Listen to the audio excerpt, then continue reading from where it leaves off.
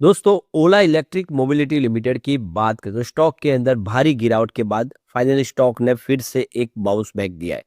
क्या इस बार ये जो थोड़ी तेजी बनती हुई दिखाई दे रही है, क्या ये आगे बढ़ सकती है या फिर अभी भी भारी गिरावट की संभावना बाकी है? ओला इलेक्ट्रिक मोबिलिटी ने लोगों को बहुत जबरदस्त लॉस पहुंचाया है। आप समझ ही सकते हो कि 76 रुपीज का जो आईपीओ आया था, स्टॉक 150 को पार कर गया। लेकिन वही 150 रुपीज का शेयर इस समय 33 के आसपास है। आप समझ सकते हो, जो लोग 150 के आसपास फंसे होंगे उनका क्या हाल हुआ होगा। लेकिन क्या आने वाले समय स्थिति बदलेगी? बहुत सारी प्रॉब्लम अभी भी खड़ी है ओला के साथ में, लेकिन रास्ते तलाशे जा रहे हैं। गवर्नमेंट का सपोर्ट भी मिल रहा है। क्या आने वाले समय यहाँ से फिर बेहतर होगा, क्योंकि ऑलरेडी बहुत ज़्यादा करेक्शन हो चुका है। क्या ओला आने वाले समय निवेशकों को बेनिफिट दे सकता है? तो यहाँ पे मार्केट एक्सपर्ट का क्या कहना है उसको जानेंगे, और इसके अलावा जो नया शेयर होल्डिंग पैटर्न आया है वो क्या इशारा है? क्या बड़े फंड हाउस ने इस गिरावट का फायदा उठा के खरीदारी की है? जानेंगे इस वीडियो के माध्यम से। यहाँ पे सीनियर मैनेजमेंट का इस्तीफा, उसके पीछे की वजह को भी समझेंगे। लेकिन फ्रेंड्स, उससे पहले अगर आप पहली बार हमारे चैनल पे आए तो चैनल को सब्सक्राइब कर दीजिए, एक बेल आइकॉन दबा दीजिए ताकि जब भी नया वीडियो बने पहला नोटिफिकेशन आपको मिले। वीडियो पसंद आए लाइक से जरूर कीजिए। चलो फ्रेंड्स, वीडियो स्टार्ट करते हैं। मैं हूँ आपका दोस्त एस बी दवे और हमारे अपने चैनल ऑनलाइन कमाई में आपका बहुत बहुत स्वागत है। तो सबसे पहले ओला इलेक्ट्रिक मोबिलिटी के कारोबार की बात करो, 33.12 पर देख सकते हो कि यहाँ पे हमें क्लोजिंग देखने को मिली 0.70% की तेजी के साथ। तो देख सकते हो कि क्लोजिंग 32.89 पर थी। कल की शुरुआत 33.40 पॉजिटिव हुई। इंट्राडे में 32.59 का लो भी बना, मतलब स्टॉक के अंदर गिरावट भी हुई है। अब आप समझ सकते हो, इसका जो 52 वीक का लो है वो 30.76 का है। वहां से स्टॉक ने फिर एक बाउंस बैक दिया है। जो हाई है 52 वीक का वो 80.80 का, यानी 80 रुपए के आसपास था। स्टॉक लगातार गिरा है। ये स्टॉक आप देख सकते हो कि सारे सपोर्ट तोड़ा है अपने। अब इसके इन्वेस्टमेंट को देखें तो आप लगातार इसने निगेटिव रिटर्न दिया है। पिछले एक सप्ताह में ही यहाँ पे 14.65% की भारी गिरावट हो चुकी है। यानी पिछले एक सप्ताह में भी निवेशकों को भारी नुकसान हुआ है। वैसे 1 मंथ के हिसाब से 4.1% के आसपास की गिरावट हुई है, जो 1 वीक के हिसाब से कम है। लेकिन 3 मंथ के हिसाब से यहाँ पे 38.18% की भारी भरकम गिरावट हो चुकी है। और 6 मंथ के हिसाब से भी देखें तो यहाँ पे 19.07% के आसपास की गिरावट है। और 9 मंथ की बात करें, यहाँ पे 37.65% के आसपास की गिरावट हो चुकी है। आपको पता होगा स्टॉक 39 के आसपास था। उसके बाद इसमें तेजी का दौर शुरू हुआ जब सरकार ने पीएलआई स्कीम का बेनिफिट दिया। 71 तक चला गया, यानी लगभग आईपीओ प्राइस के आसपास। लेकिन वही 71 का स्टॉक गिरते हुए आप देख सकते हो कि 32 पर आ गया। तो काफी भारी लोगों को नुकसान हो गया वापस। तो 3 महीनों में ही 40% के आसपास की भारी गिरावट हो चुकी है और मार्केट कैप में 9,000 करोड़ का कमी आ चुकी है। ऐसे पिछले 15 कारोबारी दिनों में देखा तो शेयर में सिर्फ 4 बार हरे निशान से क्लोजिंग दिया, बाकी लगातार इसमें गिरावट का माहौल बना हुआ है। ऐसे में क्या निवेशकों के लिए ये मौका है या फिर आगे भारी मुसीबत आने वाली है? तो यहाँ पे आप देखो कि रेलिगर ब्रोकिंग के एसवीपी अजीत मिश्रा का कहना है कि निवेशकों को फिलहाल इस शेयर में खरीदारी करने से बचना चाहिए।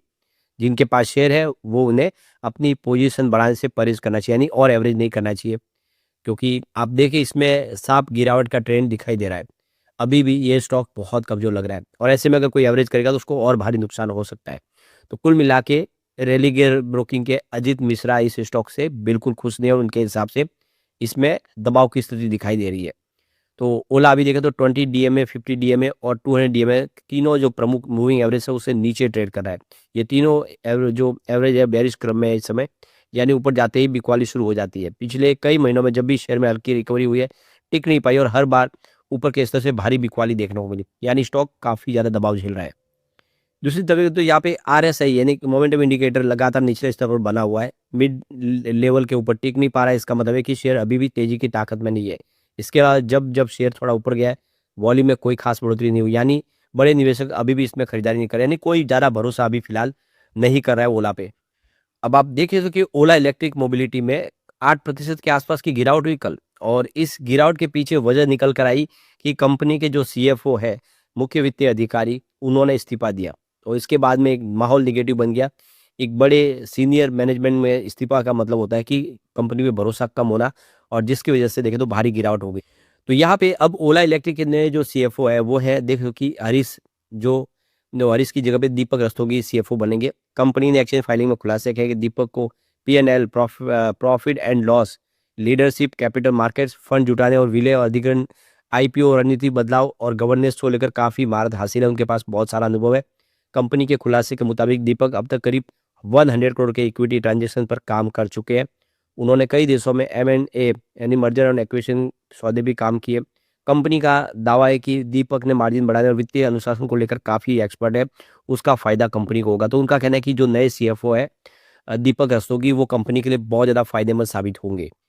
तो आप ये देख सकते हो कि ओला इलेक्ट्रिक ने हाल में ऐलान किया था कि कंपनी के शेयरों के लिए जो पॉजिटिव था कि आप देखिए कंपनी ने 4680 भारत सेल्स से लैस 6 किलोवाट 9.1 किलोवाट बैटरी के पैक वाली ओला शक्ति भारतीय मानक ब्यूरो यानी बीएस का सर्टिफिकेट और लाइसेंस प्राप्त कर लिया है। ओला शक्ति देश का पहला residential BESS battery energy storage system है और इसे भारत में ही डिज़ाइन तैयार किया गया है। तो ये एक ऐसा आप देखिए एनर्जी स्टोरेज है जो आप समझ सकते हो घर में इससे बड़े-बड़े जो आपके घर के जो भी इक्विपमेंट है जैसे कि आपका टीवी है, फ्रिज है, वॉशिंग मशीन से लेके एसी भी इसमें चला सकते हैं। ऐसी पावरफुल इन्होंने बैटरी एनर्जी स्टोरेज सिस्टम लाया घर के लिए। तो कंपनी कोशिश बहुत सारी कर रही है। इसके अलावा सरकार को पीएलआई स्कीम का बेनिफिट भी सरकार ने दिया यहाँ पे। इसके अलावा अगर आप देखें तो कंपनी अपनी जो खराब सर्विस है उससे भी बाहर निकलेगी, कोशिश की सेम डे सर्विस दे रही है और जो इक्विपमेंट जो पार्ट्स वगैरह इनके पास अवेलेबल थी वो तुरंत पार्ट्स अवेलेबल कराए जा रहे हैं। कोशिश की जा रही है फिर से अपना मार्केट शेयर हासिल करने की। देखना होगा कि क्या इसमें कामयाब होती है कंपनी। अब यहाँ पे हमारे पास दिसंबर का शेयर होल्डिंग पैटर्न आ चुका है। सबसे अच्छी गुड न्यूज़ है कि दिसंबर महीने में प्रमोटर ने अपने जितने भी प्लेस शेयर थे वो सारे रिलीज़ करवा लिए। यानी अभी कोई भी गिरवी शेयर नहीं है, ये सबसे अच्छी बात है। यानी एक अब इन्होंने अपनी बिकवाली की है कुछ शेयरों की, उसके बदले में इन्होंने अपने गिरवी शेयरों को छुड़ा लिया। ये एक अच्छा काम किया है प्रमोटर ने। इसका मतलब ये है कि वो अपनी कंपनी में अपनी पकड़ मजबूत करना चाहते हैं, जो रिस्क है उसको कम करना चाहते हैं। इसके लिए प्रमोटर ने अपनी होल्डिंग को डिक्रीज़ किया। दिसंबर में आप देख सकते हो होल्डिंग डिक्रीज़ हुई है। 36.78% की होल्डिंग थी क्वार्टर 2 के दरमियान, जो घट के 34.59% के आसपास आ गई। तो प्रमोटर ने अपनी होल्डिंग ट्रिम की है, शेयर बेचे, लेकिन इसका इस्तेमाल किया अपने गिरवी शेयरों को छुड़ाने में, जिससे कंपनी पूरे गिरवी शेयरों को छुड़ा पाई। अब यहाँ पे एफआई और एपीआई ने अपनी होल्डिंग इंक्रीज की है, इस गिरावट का पूरा फायदा उठाया। तो क्वार्टर 2 में 3.24% की होल्डिंग थी एफआई की, वो बढ़ के 4.08% हो चुकी है। यानी एफआई इस स्टॉक पे भरोसा कर रहे, गिरावट का फायदा उठा रहे। लेकिन जो इन्वेस्टर की जो संख्या उसमें कुछ कमी आई है। पहले 134 एफआई जो निवेश करते हैं वो घट के 131 पर आ गए, संख्या घटी है। अब बात करें म्यूचुअल फंड की, तो म्यूचुअल फंड ने भी यहाँ पे अपनी होल्डिंग को बढ़ा दिया है। 5.15% की 51% की होल्डिंग थी क्वार्टर 2 में, जो दिसंबर क्वार्टर में 5.54% हो चुकी है। यानी म्यूचुअल फंड ने भी अपना निवेश बढ़ाना शुरू कर दिया गिरावट का फायदा उठा के। म्यूचुअल फंड की संख्या भी बढ़ चुकी है, पहले 17 थे क्वार्टर 2 में, जो बढ़ के दिसंबर क्वार्टर में 19 तक पहुंच गए। यानी म्यूचुअल फंड की संख्या भी बढ़ चुकी है। दूसरी तरफ इंस्टीट्यूशनल इन्वेस्टर की होल्डिंग भी इंक्रीज हो चुकी है। 10.02% की होल्डिंग थी, देख सकते हो कि क्वार्टर 2 में, जो बढ़ के 11.36% हो चुकी है। तो एफआई, डीआई और म्यूचुअल फंड सब ने जम के खरीदारी की है। तो होल्डिंग किसकी कम हुई है? वो है जनरल पब्लिक की। तो जनरल पब्लिक पैनिक करके सेलिंग करे और सारे के सारे शेयर है जो बड़े फंड हाउस उठा रहे हैं। तो यहाँ पे शेयर होल्डिंग पैटर्न आप देख ही सकते हो कि जो प्रमोटर की होल्डिंग वो देख लो कि जून में 36.8% थी, जो दिसंबर में घट के 34.6% पर आ गई है। इसके अलावा अगर आप देखेंगे तो यहाँ पे एफआई की जो होल्डिंग है वो बढ़ी है, 3.2% होल्डिंग थी 4.1% हो चुकी है। इसके अलावा जो डीआई है उनकी होल्डिंग बढ़ी है, 6.8% की होल्डिंग थी सितंबर में, जो दिसंबर में 7.3% हो चुकी है। और अब जब सबकी होल्डिंग बढ़ी है तो घटी किसकी है? वो है, आप देख सकते हो कि जनरल पब्लिक की होल्डिंग है जो बढ़ी है, क्योंकि सबने अपनी होल्डिंग को बढ़ाया है। तो 50.7% की होल्डिंग थी जनरल पब्लिक की जून क्वार्टर में, सितंबर में ये घट के 48.3% हो गई। लेकिन इस बार वो बढ़ते हुए फिर से 49.2% पर आ गई है।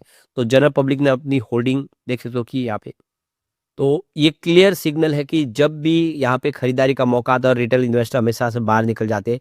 आज ये सिचुएशन है कि इसमें आप देखिए एफआई, म्यूचुअल फंड और यहाँ पे इंस्टीट्यूशनल इन्वेस्टर यानी जो डीआई है उन्होंने खरीदारी कर लिया, उनका निवेश बढ़ चुका है।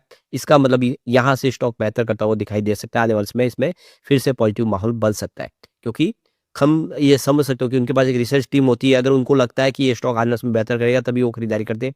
लेकिन रिटेल इन्वेस्टर उस समय बिकवाली करके निकल जाते हैं जब मौका आता है कमाई का। लेकिन फ्रेंड्स, कोई भी इन्वेस्टमेंट करने से पहले अपने फाइनेंशियल एडवाइजर से एडवाइस ले ले या अपना खुद का रिसर्च करें, क्योंकि मैंने वीडियो आपके एजुकेशनल पर्पज के लिए ही बनाया। वीडियो पसंद आए तो लाइक से जरूर कीजिए और चैनल को सब्सक्राइब कर दीजिए। Thank you friends.